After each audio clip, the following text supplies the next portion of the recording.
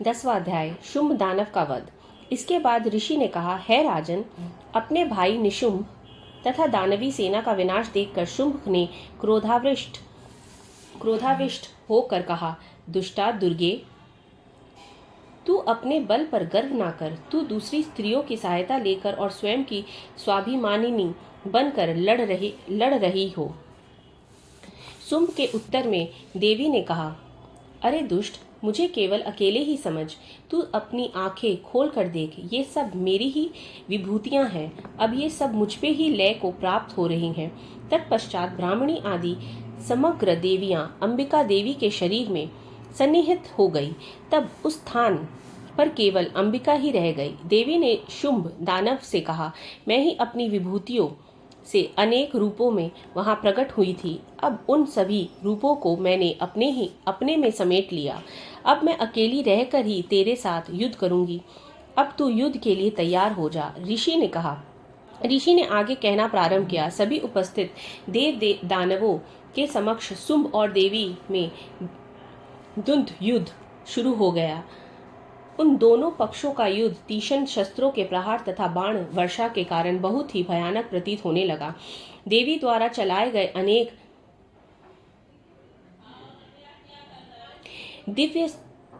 दिव्यास्त्रों को उस दानव ने अपने अस्त्रों द्वारा खंडित कर दिया। इसके साथ ही उत्तर में देवी ने भी शुंभ के अस्त्रों को अपने केवल हुंकार शब्द के उच्चारण से क्षण मात्र में ही काट गिराया। तब पुनः उस महादानव ने अपने बाण बरसा कर देवी को ढक दिया। प्रत्युत्तर में देवी ने भी उसके धनुष को भंग कर दिया। धनुष के टूटते ही शुंभ ने हाथ में शक्ति उठा ली, किंतु देवी ने अपना चक्र चलाकर उस शक्ति को खंडित कर दिया। तब वह असुर चंद्रों के समान प्रकाशित ढाल और अपनी तलवार लेकर देवी पर झपट पड़ा। उसके आते ही देवी ने अपने तीक्ष्ण बाणों द्वारा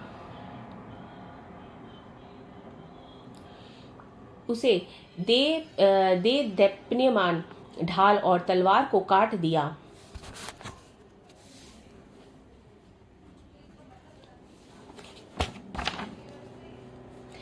उस दैत्य के सारथी और अश्व भी काल के ग्रास बन गए। उसका धनुष तो पहले ही टूट चुका था। उसने अपने हाथ में भयंकर मदगर उठा लिया। उस मदगर को भी देवी ने अपने बाणों से काट दिया।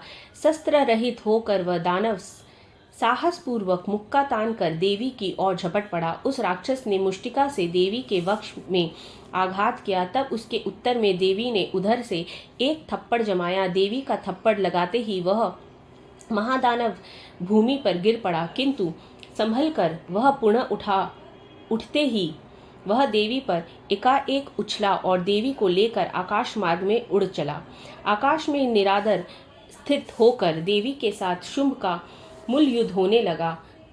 उनके इस अलौकिक युद्ध को देखकर सभी महर्षिगण आश्चर्यचकित हो उठे। दीर्घ काल तक युद्ध कौशल दिखाकर देवी ने शुंभ को घुमाकर भूमि पर फेंक दिया। भूमि पर गिरते ही वह उठकर देवी से युद्ध के लिए पुनः दौड़ पड़ा। उसके धावित होते ही देवी ने उसके वक्ष में त्रिशूलाघात करके उसे भूतल कर गिरा दिया। उस त्रिशूल का भयंकर आघात लगते ही दानव ने अपने प्राण त्याग दिए। अंतो गत्वा वह दानव समुद्रों, द्वीपों, पर्वतों सहित पृथ्वी को प्रकंपित करता हुआ भूलुंठित हो गया। उस धुरात्मा की मृत्यु से संपूर्ण ब्रह्मांड आनंदित हो उठा। आकाश निर्मल भासित होने लगा। आकाश से उल्कापात तथा उत्पात सचूक मेघ आदि सभी शांत होकर स्थिर हो गए एवं नदियां अपनी स्वाभाविक गति से प्रवाहमान होने लगी।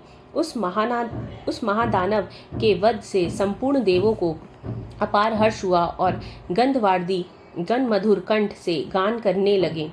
अन्य गंधर्वों के साथ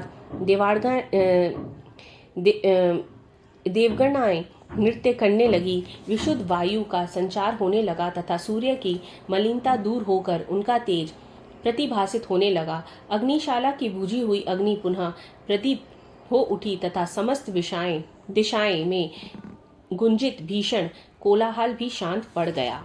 इस प्रकार 10वां अध्याय समाप्त।